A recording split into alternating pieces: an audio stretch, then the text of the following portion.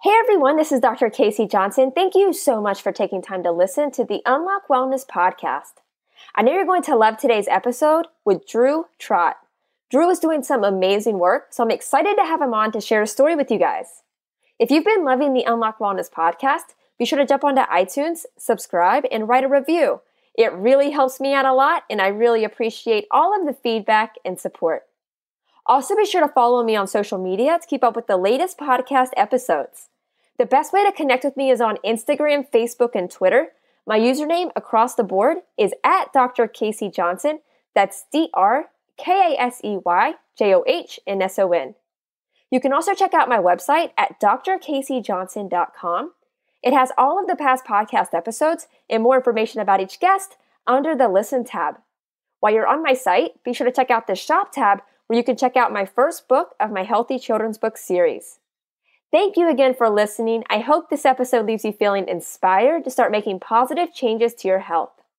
Now it's time for today's episode. I hope you love my conversation with Drew Trott.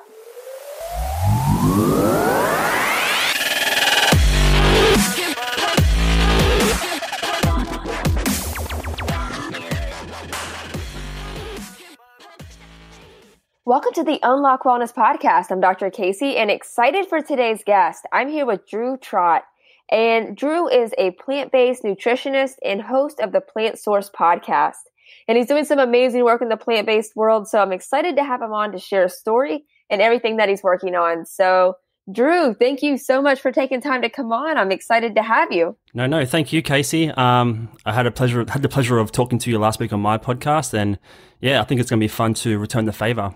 Yes, and I had an amazing time on your podcast, and I definitely want to jump into that in a little bit with what you're doing, because I want everybody listening to go subscribe to his podcast, and we'll dive more into that in a little bit. Cool. But yeah, so Drew, again, thank you. And before we dive into just everything you're working on, let's just start with your backstory. First off, where you're from and what your own personal health and wellness journey has looked like so far. I mean, did you grow up relatively eating healthy, or what does that look like for you? So I grew up in a little place called Wollongong, which is about an hour and a half south of Sydney in Australia, right on the coast. Literally grew up 100 meters from the beach for the first about 15 years of my life. So very much a beach baby. Lived most of my adolescence on meat and 2 veg and fish and chips and stuff like that. Just snacks and sodas. Not really a healthy childhood in any stretch of the imagination.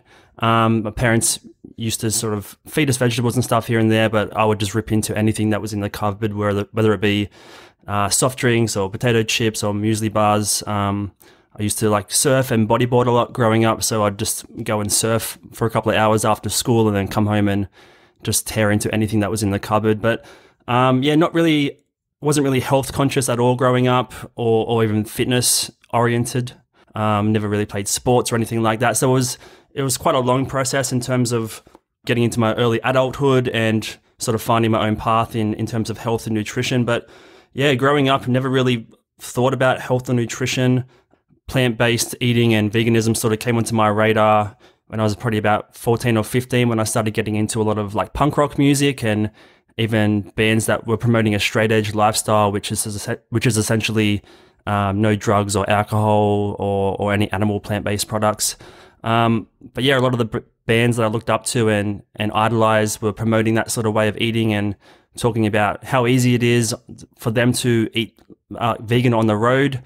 And obviously eating at home would be 10 times easier than they were having it in terms of their diet. So that's where it sort of planted the seed. And then as I sort of started working in the retail on the side of in the afternoons other than school and stuff, having my own income, I started to branch out a bit more and make my own decisions, have a bit more of a perspective on healthy eating. So I started to buy things like salads at the school cafeteria and stuff like that.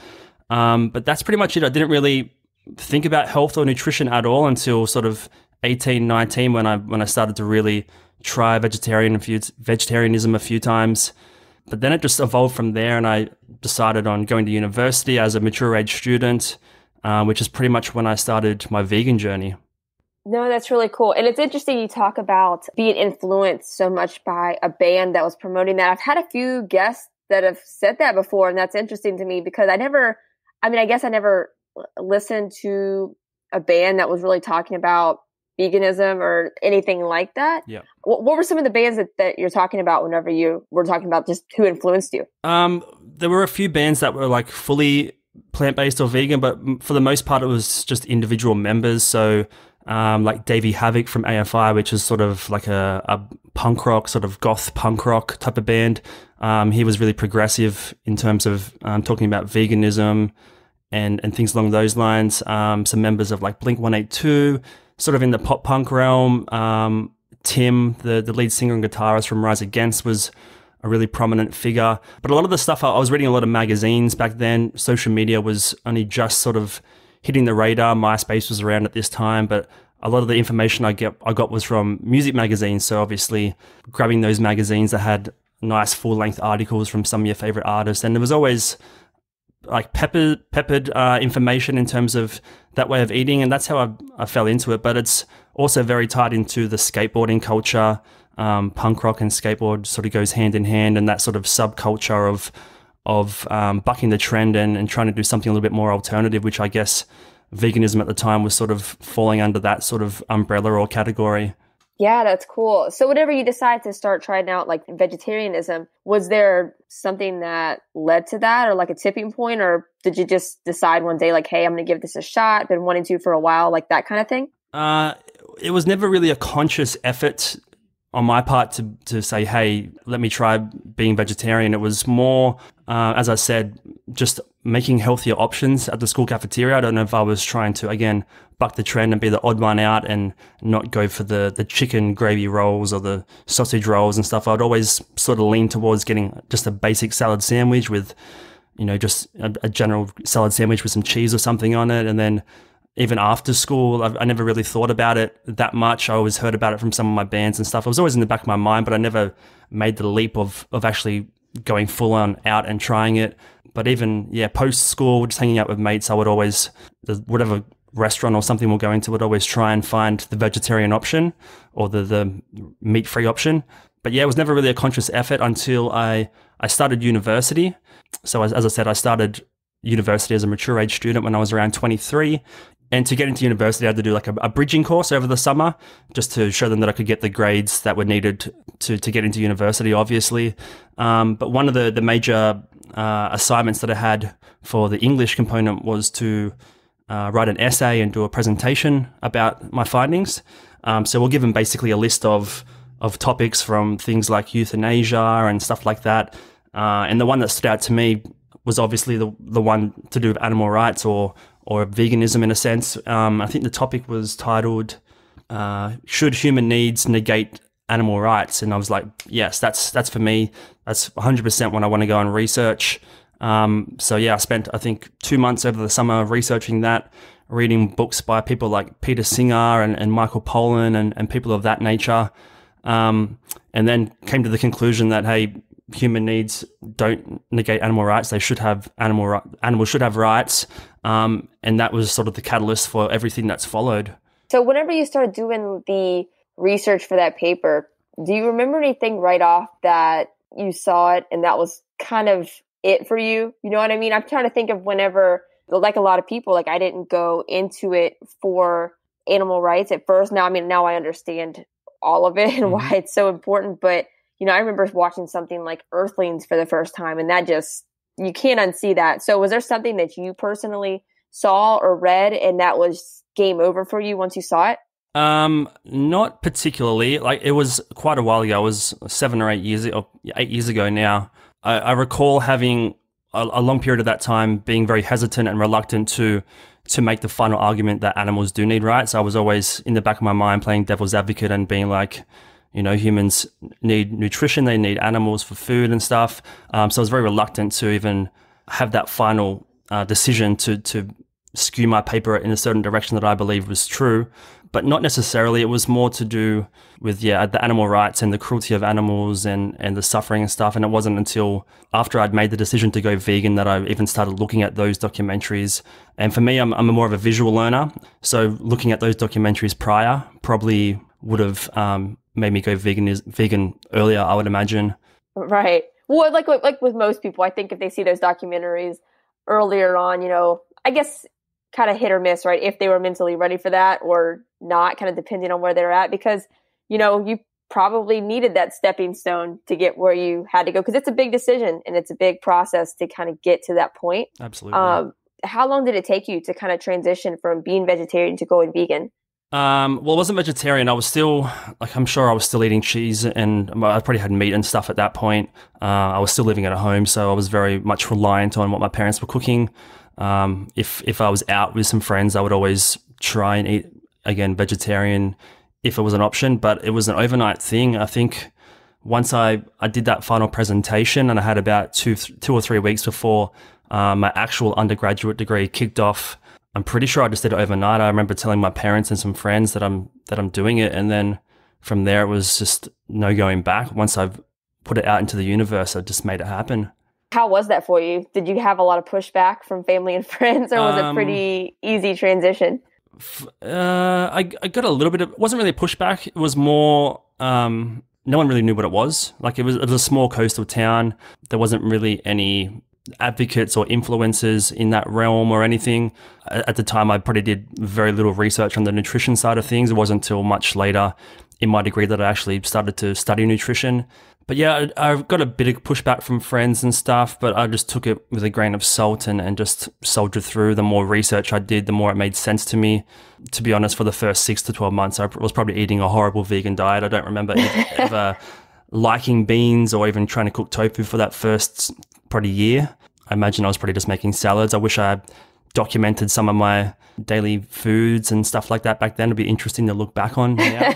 Iceberg lettuce with some Oreos on top. Was that yeah, that sounds tasty actually.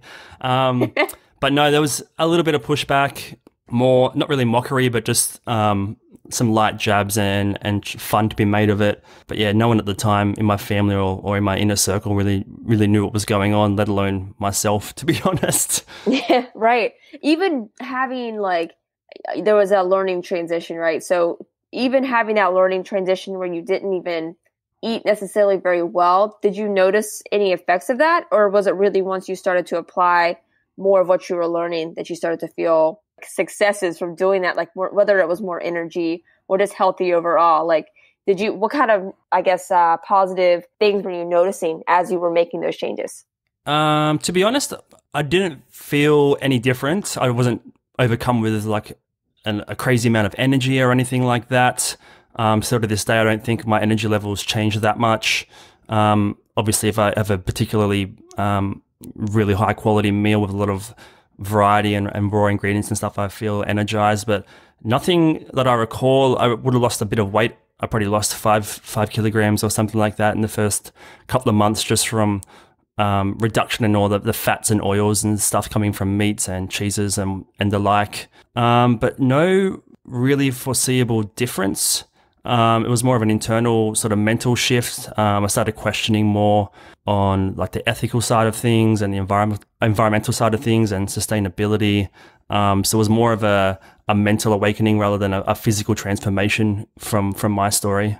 And I mean, yeah, and not having a change, that's not necessarily a bad thing. I mean, exactly. There's a lot of people that feel really great eating what they're eating, even though it might not be that good. So kind of having not that big of a change could actually be a good thing, because people might be like, oh, well, I feel great doing this. If I switch to this, I'm going to feel fatigue, or I'm going to lose too much weight, or you know what I mean? All of those really negative, stereotypical vegan things that we hear all the time. So yes, I mean, that actually could be a good thing for some people. I never really felt a decline in any sense. At the time I was pretty super dehydrated, and things like that would have played a role in sort of not feeling 100% tons better. Hydration is a big important factor in nutrition. It goes hand in hand for digestion of nutrients and stuff like that. But just little things like I said, I wasn't eating super healthy or drinking enough water, so those things could have played a role. I imagine if I was hitting everything perfectly, then I might have felt incredible. I mean, jumping over buildings and stuff. But yeah, there was definitely not a decline. It was just a steady continuation of how I felt, really. That's awesome. And I mean, so you started school, you did that paper. Obviously, at that point, your goal wasn't to be a nutritionist, right? So was the paper what really led you to kind of a career switch or a switch on what you really wanted to go after while you were in school? Well, post high school, I spent sort of 5 years just working in a retail job, stacking shelves. No real idea of what I was going to do with my life. I was just making the money and spending it on rubbish and gadgets and things like that. But one of my friends growing up he was a bit older than me. He was studying biology at the time, and I'd always hang out with them in the afternoons. And I was always fascinated by the papers he was bringing home and sort of the assignments that he was doing. And I'd always loved animals. I'd always liked going into nature and stuff like that. So initially, after the college pathway program, I went straight into a biology degree, which I spent 2 years in. It was actually a conservation biology degree, which sort of ties into the whole paper on animal rights and stuff. I've thought I'm going to go in the jungle and save some animals for a living and do research and stuff on them, which was cool in theory. But getting about 2 years into the degree, I realized I wasn't getting that good of grades to make that a career, and that idea of being a biologist sort of died off. At that point, I'd spent 2 years sort of really digging into the nutrition and the health side of things in terms of plant-based and vegan eating. And then, I was just over the 3 months or so you have off over summer, I was really questioning, do I want to continue with biology? Nutrition really interested me. And then I just said, just screw it. Let me just change. I'm going to carry over a bunch of credit points for like first year biology and chemistry and stuff like that. So I'm not starting from scratch in a sense.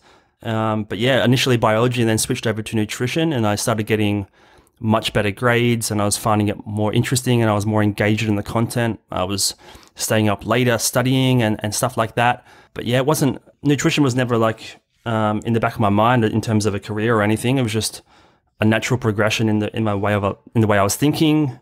But it was a very slow progress, but don't regret it at all. Definitely enjoy where I've ended up for sure. And Drew, I want to kind of go off on a tangent on that for a second, because I think all of that is super important, because I'm sure there's a lot of people listening who are maybe in that transition point of they don't really love what they're doing, or maybe they're a student and like they want to switch majors, but they're afraid to because they've spent a lot of time and they don't want to waste it, even though you guys are young. Like everybody's young enough to make switches no matter how old you are. Absolutely. But so I think it's important to talk about just for a second, maybe advice you have for those people, because I mean, like you said, you spent 5 years, stocking shelves, and then you switched a major. Like those are, going back and saying it sounds quick, but I mean, for somebody thinking like, I don't want to make a change because it's going to add a few years, like in the long term, it's really not that bad. So if you want to just go off on that for a second on maybe some advice you have for people that want to make that switch, but they're afraid of time or making a mistake. But even though we both know, like, it's all a learning process. Yeah, absolutely. I think it's a very important thing to consider. Like, as I said, I started my undergrad when I was 23, and I didn't even really start nutrition till I was 25 or 26. And getting into the classrooms with people that were fresh out of high school was very daunting. I was like, am I going to even make a career out of this? Everyone's so much younger than me. They've got nearly, a decade of time in a career ahead of me once we get into the field. Which was daunting at first, but then I started thinking about it, and it's an advantage. I had real world experience. I'd worked full time for 5 years. I'd met tons of different people, learnt tons of different skills before getting into that. So I think the worst thing you can do is stick in a job or a degree that you're not in exactly hating, but not really making the most of it, or you've been maybe forced into it. Maybe your parents or friends are pushing you towards a certain degree or career. I'd just say, just look inside and follow your intuition. Your gut feeling goes a long way in the long run. You can overlook it all you want, but at the end of the day, if you come back to what makes you passionate, you won't regret it. Last thing you want to do is get to 40 and realize you've spent the better half of a decade or 2 decades in a role or a career that you just despise. Yeah, no, absolutely. Absolutely. And I know that's totally, you guys are expecting nutrition right now, but it's so important. Yeah. And I mean, it's also like, I've done, I think 15 podcasts now, and the majority of them have a similar story. They've either done a career as an attorney or doctor or an engineer, and not necessarily gone into nutrition, but 5 years into their career after studying, they've realized their passions in cycling or something like that, and just dropped everything they've done for the last 10 years and chased what they're truly passionate about. And I think that's really admirable. It just goes to show that people have deeper desires, and it's worth chasing. Don't be scared of that, for sure. Absolutely. I mean, like you said, it's crazy to wait until you retire to go do things that you love when it's like, that's like your entire life. And obviously anything could happen at any time and you might not even make it that long. You know what I mean? Exactly. So it's like, it's crazy to not go after things that you are passionate about. I mean, even like for myself, like doing this podcast, I mean, that wasn't on the game plan. It's led to some really awesome opportunities that I could have never mapped out for myself. So I think it's so important. Like if you want to do something, even if it's you work on it after your regular job, like just chip away at it. And like eventually it's going to be something really cool. So just, yeah, no, I think that's amazing, Drew. And I think, like you said, I've heard a lot from a lot of guests on my podcast as well, like how powerful it is once somebody goes after that. And not just for success in a different career or anything like that. It really ties back in to just overall health and wellness, because, you know, if you're not happy, that's going to affect your body as much as eating poorly is. And if you're stressed all the time, it's the same thing. Or if you can't be the best family member because you are so anxious all the time because you hate your job, like that affects everything in your life. So, I mean, it essentially is part of wellness. So, yeah, no, I think it's incredible what you've done. Oh, thank you. Yeah. So for you, so you decided to study nutrition, dive into that. And how long of a process is that? And you see clients right now, right? I'm starting to. After transitioning to nutrition, I was sort of going back between full-time and part-time study, just trying to juggle like work and stuff on the side in terms of getting bills paid. But yeah, that was, I think, 3 years in total. But again, some years were part-time, some were full-time. At the end of that, I had this sort of decision to choose what I wanted to do, whether just graduate with a normal bachelor's degree or to go on and do a master's degree, which would enable me to call myself a dietitian and work a bit more closely with people with certain diseases or illnesses in like a clinical setting. I could have also went on to do like a PhD, but I chose to do an honors degree, which is essentially just a year of individual research. So just dive full on into my own research topic with the guidance of a mentor or a supervisor. And I thought, you know, I'm going to do this for a year. If I really like it and I really love the research side of things, then that just leads me on the pathway to doing a PhD and ending up in the academic system for the rest of my life. If I don't, then, you know what, I've learned some more valuable skills in terms of time management and allocating resources and things like that to studying and researching and writing a paper.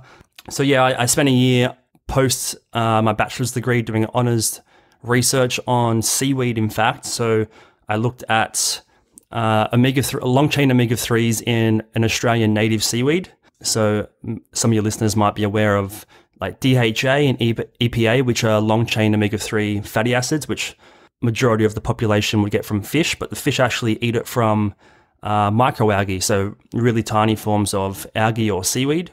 But not that much research has been done on like macroalgae, which is like large seaweed that you see on the beach and at the bottom of the ocean and stuff. So I was looking at a sustainable way of, I guess, extracting omega-3s from seaweed, because it rejuvenates and replenishes itself so fast. It doubles its biomass like every 24 hours or something crazy. That's so crazy. You can rip a handful off and it's going to be back there in a day or two. Wow. So really just, it was sort of a niche topic, and it could have been applied further in terms of, in a commercial aspect of harvesting it and extracting all the omega-3s. But yeah, I spent a year researching that, which was really fun in the lab. It was a very lonely year, I must say, extracting seaweed and running tests and writing papers. I really enjoyed it, but at the end of the year, I was like, I can't do this full time. I enjoy reading papers. I don't enjoy writing papers, it turns out. So after that, PhD was off the cards. I just didn't see myself working in the academic realm, and I didn't really want to go into clinical stuff or work in a hospital setting. I always, in the back of my mind, had the idea of working for myself. I've always enjoyed the ebbs and flows of social media and science communication and arts, and how it all links up in terms of like blog posts and informative videos and stuff. So that's sort of the direction I took. But I graduated with my honors degree about 18 months ago, and since then, just been working full-time in a retail job, just again to pay the bills and keep myself living healthily and happily. But for the last 6 months or so, I've really started to push my personal brand and personal business. I watch a lot of Gary Vee like you do, as we talked in my podcast. So it's all about just putting yourself out there and just pumping out content. But yeah, I've seen a couple of clients here and there, but the idea for me now is just to keep reading, keep learning, keep promoting plant-based diets, and hopefully with the podcast and my website and social media stuff, I can garner a bit of a community and grow some credibility around my name, and then just get clients rolling from there. That's the idea. But yeah, it's still in its infancy, but I'm enjoying the process for sure. Like, I don't look at the end goal. I'm just enjoying each week as it comes, and the people like yourself that I'm chatting to, and just helping spread the word about Plant Sourced. That's awesome. No, I mean, you're doing all of the right things, and putting yourself out there and just connecting and making really great content. So yeah, no, I would definitely want to talk about your podcast, which is called the Plant Sourced Podcast. So guys, if you're listening, pause it real quick, go subscribe to his, come right back. That's your homework assignment. But no, so definitely go subscribe to his podcast. And actually, I was very honored to be a guest on his podcast not too long ago. And so go check out our conversation there, because it's definitely a different conversation, so you can learn about even more there. So go check it out. Yeah, it was but fun. No, you're doing a really great job with that. So what made you want to start the podcast in the first place? So podcasts have been sort of, I've enjoyed them for a number of years now. When I was at uni, a couple of my friends and I started a podcast.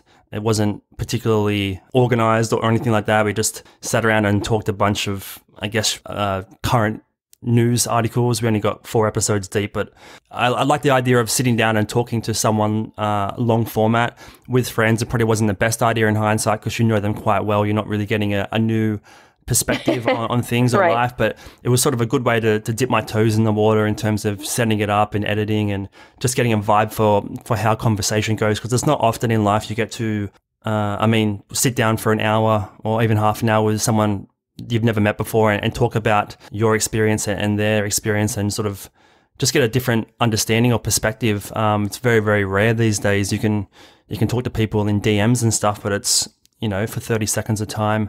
And then from there, I sort of was always in the back of my mind, I want to do a nutrition podcast. Should it be about maybe interviewing nutritionists or something nutrition related? And then just listening to more and more over time. I've been listening to Joe Rogan for a long time. He has a huge range of different guests, from comedians to like really high quality professors and even artists and things like that. So the diversity there was always interesting to me. But then on from that, people like Rich Roll became really prominent in not really the plant-based community, but more of the wellness and mindfulness sort of realm of podcasts. So I've been following him since pretty much the early days. Enjoy most of his podcasts. He's a really articulate guy, sort of someone to look up to for sure. Other ones like Osher Günsberg, I'm not sure if you know who that is. Basically, yep, he's like sort of the Australian equivalent of Rich Roll. I watched him like every afternoon growing up. He used to host like an MTV, like TRL type of music video awesome. on demand TV show after school most days. So I've loved him since way back when I was 15 or 16. But he was also he's had a few vegan guests on the last few months. Actually, I know like two, like Fraser Bailey went on there. I'm sure Rich has gone on. I think Rich has been on. Maybe Osher's been on Rich's one. I'm not sure, or vice versa. Okay. He's had like Simon Hill on, but he's he's less health and nutrition. He's more about just interviewing anyone from politicians to journalists and anyone sort of prominent in their field in Australia. But yeah, he was a host of Australian Idol for a long time, and he does host The Bachelor and The Bachelorette now. But he's a huge celebrity here. But I really admire him as well. A really humble guy, like Rich. And then more recently, like Plant Proof, as we talked about in my episode, or our episode rather, Plant Proof with Simon Hill has been huge in the last 12 months. So I just thought it was time to, again, just dip my toe in the water and focus more on plant-based nutrition. I guess at the end of the day, it can become a bit of an echo chamber if I have too much nutrition stuff on. So I try to diversify the podcast with different guests. So I've had bodybuilders and other nutritionists or dietitians on so far. ultra marathon runners, stuff like that, business owners. But in the future, I'd like to have more of a, I guess, touch on scientific stuff a bit more. So not necessarily someone that is plant-based or vegan, but maybe someone that's published a recent paper, like a proper scientific journal article, and get a bit more of a scientific understanding of the gut or the gut microbiome or something like that. But yeah, it centers around plant-based nutrition, but from people from all different walks of life. That's sort of the premise behind it. But yeah, I've really enjoyed it so far. It's been up for, I think, 3 months. I came out in December.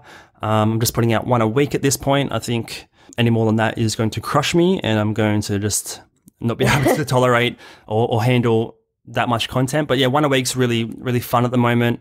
I'm just reaching out to anyone that sort of has an interesting story that I think would be cool to chat to, or maybe they haven't shared their story yet. But that's the premise of it. But I'm really enjoying it so far for sure. And I mean, you're at nearly 200 episodes, so I got a lot of information and insight from you when we did our chat. So yeah, I just love the growth that you can see every week and the conversations that you're having. It's really, really fun.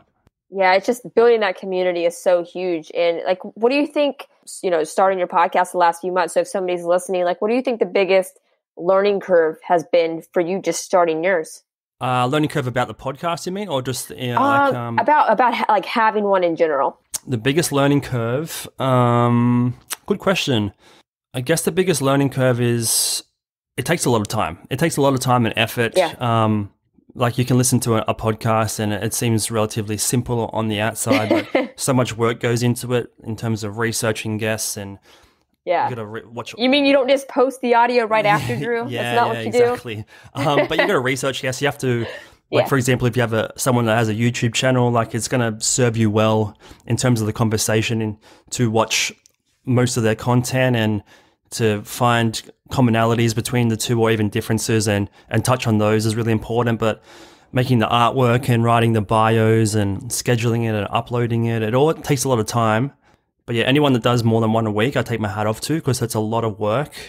But the biggest lesson is just to be open-minded, I guess. Be open-minded about the way where the conversation will flow to and the reaction it has. Probably not going to get always a positive feedback from some of your fans. Some of your fans might find some episodes boring or maybe not that informative or just repetitive to some episodes. But just being open-minded at the end of the day is really, really important. Yeah, for sure. No, I 100% agree. And I mean, so far with, you've had some really great guests on. So like, what has been maybe a few of the biggest takeaways that you've learned just for yourself, just from the guests that you've had on? The biggest takeaways, it probably ties into being more open-minded. Like, I've been vegan for 8 years now. I've studied nutrition for the last 5 years. I don't have the best memory most of the time, but I guess just touching on where people are at and understanding that everyone's not at my stage. There are the people that have been vegan for a year, and it's cool to hear their perspective or talk to other nutritionists and stuff to hear their perspective or hear some of the issues they're having with clients. But yeah, the biggest thing I've learned is to just stay humble and to just appreciate where everyone's at. Everyone's not where I'm at. They're much earlier on their line of their sort of their path on veganism. Again, it's just staying open-minded. That's really the crucial thing for me at this point.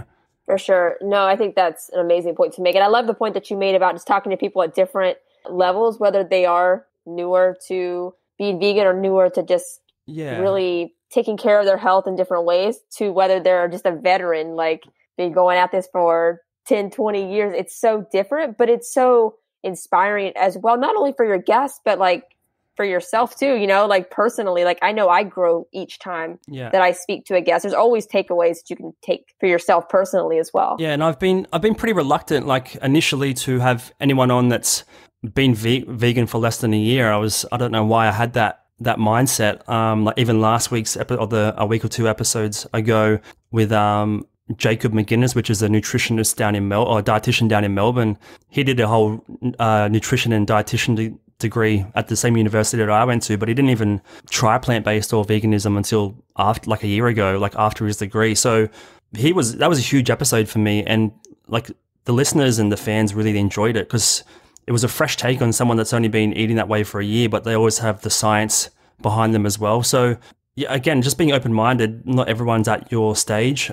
at the end of the day, I can't have people on every episode that have been vegan for 10 years because you're going to hear the same story. It's interesting to see where people Right. are at and where their hurdles are because it's fresher in their mind. Like I said, I've got a bad memory. I can barely remember what I was eating or what it was like for me for that first year or two. I have no idea. Somebody asked me, I don't remember who, I don't know. Somebody asked me not too long ago, they're like, what was the first meal you had as a vegan? I'm like, I have no idea. I mean, I feel like there's so many foods that are vegan that people just don't think they're vegan, right? So I'm like, I have no idea. Probably something Mexican, but I was like, guys, that was 3 years ago. Like, I have no idea Yeah, that was. Probably had some corn chips with nothing on them. I guess a glass of water, does that count? Yeah. Like, I have no idea. No, you're right though. That different perspective is so powerful. So I know you talked about, you're really using this as a way to build your personal brand. So, you could kind of do this on your own, kind of on your own schedule as far as like coaching and just really build around this brand. So would you say that's like the ultimate goal of the podcast itself? Yeah, 100%. So the podcast is just it's just to grow community, meet new people, converse, see if I can help them, see what they can do for me and just collaborate essentially. That's for the guests in that regard, just to have a conversation and to learn from each other or help each other in the future. But for the listeners, it's just to give them more info that they're probably not getting from a blog or from Facebook or something like that. Again, the long form format tends to touch on areas that are probably overlooked in a lot of stuff online. But yeah, that's the goal, is just to do a new one every week and just get better and better and get bigger and better guests and share more stories. If that results in me getting clients, fantastic. If not, I'm having a great time doing it regardless. It's really, really fun for sure. Yeah. And I like the long form too. It's just, I think you think about maybe somebody that does want to make health changes. I mean, whether it's vegan or not, just a health change, that's a very hard decision, especially when you don't have maybe full support of family members or friends. So you think about how supportive it is for somebody to jump in on a conversation with somebody that's like-minded. You can really grow from listening to conversations like this when you might not be able to go home or be with your friends and have those same kind of conversations. So on like just a social, even like mental health aspect, to feel like you have a community or you feel like you belong or you feel like you can go somewhere where you can learn something that you actually care about, like it's super powerful. Really important, yeah. And that's a very good point. Like some people that live in a sort of remote area might not have much community or support behind the decisions that they're making. But even if they listen to a 45-minute podcast and get one takeaway, then that's a huge win for the listener and for the person doing the podcast. Like if you listen to one a week, then you're learning every single week, and it just empowers you in terms of what you're doing, and it just solidifies that you're making a good decision. But yeah, not everyone has a great support system, and for those that are looking for a bit more of a community, then for sure podcasts or even like Facebook groups are awesome. Yep. Facebook groups tend to be a little bit not biased, but you don't really get the full picture sometimes. But yeah, if you listen to a podcast, you can really hear a person's demeanor and get a sense of their intent or the context behind what they're talking about rather than a paragraph of words. So I think in that regard, podcasts are very, very powerful. Absolutely. Absolutely. And, what is kind of, you touched on a lot of it, but kind of what is in the future, I guess, for the podcast, for your coaching, just continue to put out more content, or is there anything else that you want to share just to put out there and share with everybody listening? That's pretty much it. So yeah, a weekly podcast is the goal. For the indefinite future, I just feel like putting out one a week is the goal in terms of the podcast. But I'm the Gary Vee model of being set on all bases and having your toes in everything. I think is a really good strategy to have. So Instagram, I've been neglecting for a while. I'd love to put out 1 or 2 posts a day. It's for me at the moment. I don't have a huge following, but the followers I do have really enjoy the stuff and are quite engaged. So putting out more content on there and just trying to put things out that you don't see every day. A lot of the stuff on Instagram in terms of nutrition or health and the science side of things, you can see it 10 times a day if you follow all the same people. But I'm trying to just think of new ways of spinning things and different avenues of addressing it and stuff like that. I'm really into graphic design at the moment, so I'm trying to make some cool graphics and infographics and things of that nature to just emphasize a point rather than copying the same format that you see a lot of the time. But that's my Instagram, which you can find me at the Drew Trott or at Plant Source for the podcast. But YouTube as well, I'm really trying to get into. I'm not the best on camera, admittedly. Trying to stay focused and keeping eye contact with the camera is a big deal for me. But you do no, don't listen to this guy. He does a great job on YouTube. But it's great. Yeah, I don't like. I've only really trying to take it a bit more seriously this year. Me and my friend sort of thought it would be a cool idea to try and make 100 videos in a year, which isn't going too well so far, to be honest. Obviously, 100 is 2 a week, which is, when you're doing a podcast, a lot of extra work in terms of planning. It takes a lot more effort to edit and put together a video than a podcast. So I'm not at too many at the moment. I should be at about 20 by now, but I'm at about 5. So I've got some catching up to do. But yeah, the YouTube's just another avenue of promoting myself, my personal brand, Plant Source Nutrition, which is sort of just an off branch of things I'm interested in. But yeah, just cooking videos and just fun videos that like centered around nutrition, that sort of thing. Facebook is sort of an amalgamation of all the stuff where I promote and just post a bit more longer form stuff in terms of resharing articles or stuff that I find interesting, not necessarily plant-based or vegan, but just I'm really big into sustainability and just the future of nutrition as well. I'm a bit of a sci-fi geek, so I like posting things about new technologies or things that are coming up in 10 or 20 years in the food and nutrition realm. So all that stuff really interests me, and I'm trying to combine it all into sort of my personal brand, I guess. But I initially wanted to do just have Plant Source as my main account for everything, but I have a lot of other hobbies on the side, like I said, science fiction, and I listen to punk rock music and stuff like that. So again, the whole Gary Vee model of doing your personal brand, because it gives you a bit more flexibility in the future. So yeah, you'll find if you follow me on Facebook or on Instagram at the Drew Trott, then you'll find a bit of everything. It's not just nutrition. I like to share myself and other things that I'm interested in. But yeah, it's all over the place, it may seem like, but I'm trying to refine it all down and be a bit more focused. But yeah, the podcast, the YouTube, the social medias are all up and running. I just need to just put my foot down and just create some more content. I've been very focused on the podcast primarily for the last 3 months, but I think I've got the format and the procedural side of things down. So it's time to focus more on the Instagram and the YouTube. But yeah, I've got a website up as well, which is very basic, granted, but I enjoy sort of updating that from time to time. That's awesome. No, you're doing a really amazing job at social media. Like I was bragging on you before over on your podcast. I mean, you're doing an incredible job with the graphics, and I love those as well. Thank you. And and all of your social media links, I'll put that in the show notes. That way people can just go click and give you an ad. Awesome. And guys, for real, go give him an ad, subscribe to his podcast. Even better, write him a positive review on his podcast, because that really helps a lot. That would be amazing. Helps get more eyes on the podcast. So please go do that. And and just Drew, just closing question that I ask every guest. Yep. But if you just had one piece of advice for the audience, maybe it's something that's been your biggest takeaway through your journey so far, but if you just had one piece of advice to give, what would it be? One piece of advice, look for the science. Look at the science. Again, you can get bogged down with social media posts or bloggers or influencers, but someone coming from a scientific background with an actual degree behind them, I like to look at the science and the evidence base behind a particular topic or anything like that. So I would encourage anyone to just read a journal article, not every day, but 1 or 2 a week would be a great starting point. It doesn't have to be about veganism or nutrition, but just understanding how science works in terms of the scientific structure of how someone creates a design for a study perhaps, or how to interpret results. That goes a long way, and it can be applied to a lot of other aspects in life. So I would encourage anyone to find an open access journal. A lot of journals are hidden behind paywalls and stuff like that. What I do is I have a Feedly account, which is essentially an RSS feed. So you just punch in a particular blog or a journal article, the RSS feed. It can get a bit technical for some people, but once you add it in, it's essentially just news articles that you've curated. So it gets updated as soon as something gets posted.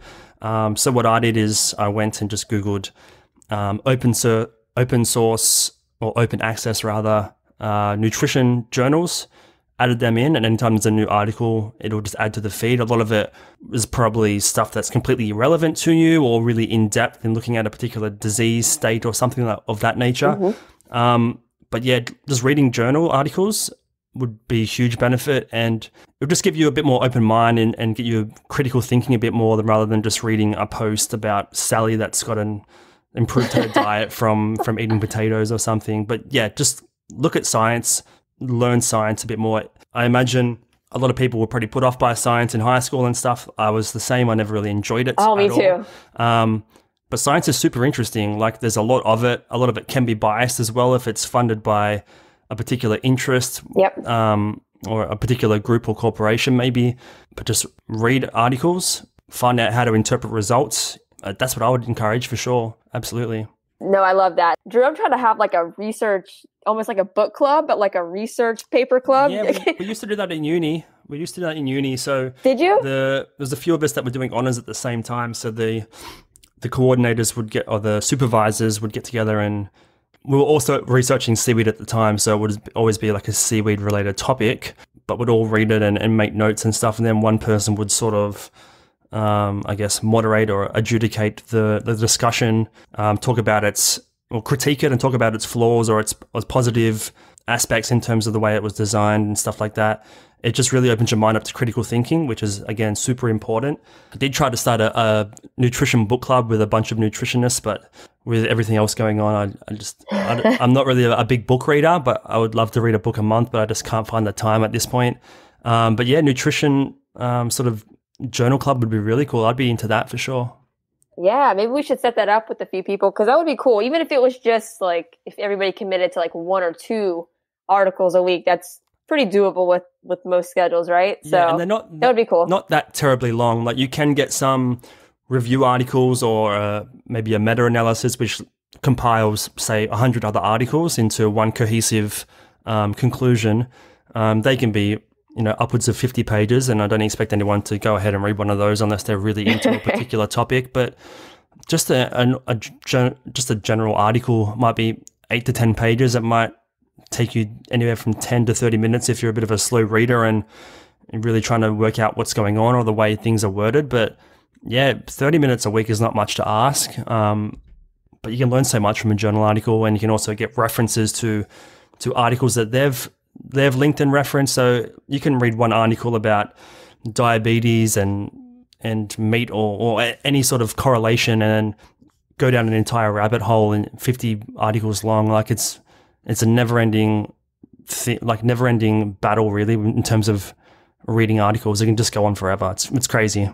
No, that's awesome. And I definitely love that piece of advice, and definitely listen to that and go check out more research and dive in and just, like he said, be more open-minded and just from the research kind of make your own conclusions about what you think is right for you. Yeah. And, but yeah, no, Drew, I love that. And just thank you so much again for taking time to come on. I loved having you, and just, keep at it with your podcast though, because you're doing an amazing job. Yeah. Thank you so much, Casey. Thank you again for having me on. It was fun having you on my podcast, and I enjoyed returning the favor, and I hope everyone gains a bit of info from this and just start reading the science, guys.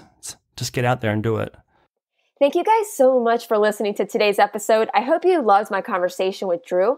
He's doing so much positive work, so be sure to give him a follow on social media to keep up with everything that he's been working on.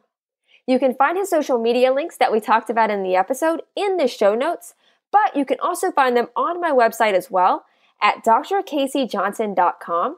That's DrKaseyJohnson.com. Click on the Listen tab. Then from there, you'll be able to see all of the past guests that have come on the Unlock Wellness podcast, read a little bit about each guest, and be able to click on their social media links, websites, all of that. So all of Drew's information can be found on my site as well. If you guys loved today's episode with Drew, be sure to jump onto iTunes, subscribe, and write a review. It really helps me out a lot, and I really appreciate all of the feedback and support. Thank you guys so much again for tuning into today's episode. I hope you loved it. I hope it inspires you. And most importantly, I hope you take action.